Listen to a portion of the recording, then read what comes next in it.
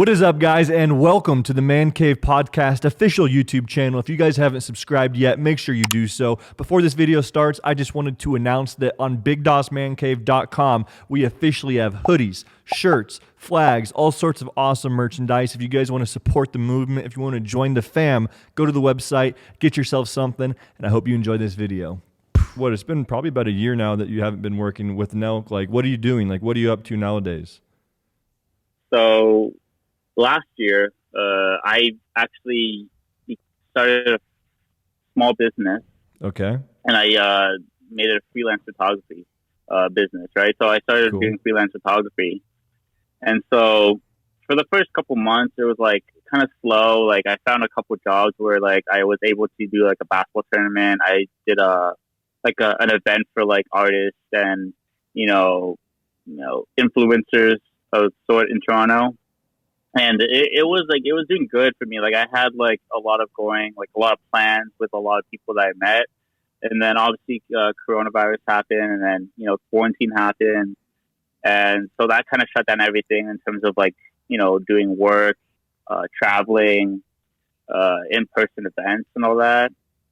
And even before that, like I went to the Philippines in January. Okay. And right before I came back, after I came back, 4 days later, they shut down flights to the Philippines. Oh, shit. And everything. So did you barely make it out of there? Yeah. I heard about people getting like stuck in places. That would have been crazy. Yeah. So I knew a couple family members that actually got stuck in the Philippines because they couldn't go back home because of the travel restrictions, right? So they had to stay there for a couple of months, just staying wherever they're staying. Right. And the crazy part is that before I left the Philippines, I was staying in an island called Siargao, and there was actually cases happening around me. So like, it was kind of scary that like even in the Philippines, it traveled that fast within maybe 2-3 months of the outbreak. You know what I mean? Yeah, it's crazy. And it was super scary in the beginning because people didn't really know what it was or how dangerous it really was. So I was pretty freaked out in the beginning. Exactly. Yeah. Whereas now, like, obviously it's still scary, but, and you still want to be careful and cautious of everything. But it's not like at first I thought it was just like straight up going to kill everybody. Which people are dying, of course. It's a sad thing. So I definitely acknowledge that. But like initially I thought it was going to be like even worse than it is.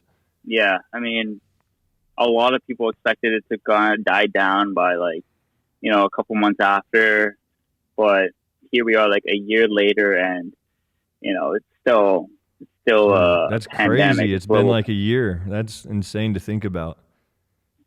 Yeah. Like it's been a year since, almost a year since I went back to the Philippines, and it's just like from March to July, like I basically did nothing. I always was at home.